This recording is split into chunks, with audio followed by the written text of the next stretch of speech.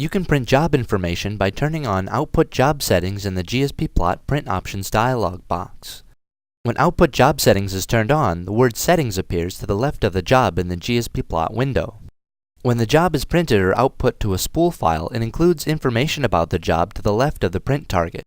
This includes the job name, color correction, plotter and printer, print mode, job size, number of panels, number of repeats, type of foil, and the date and time.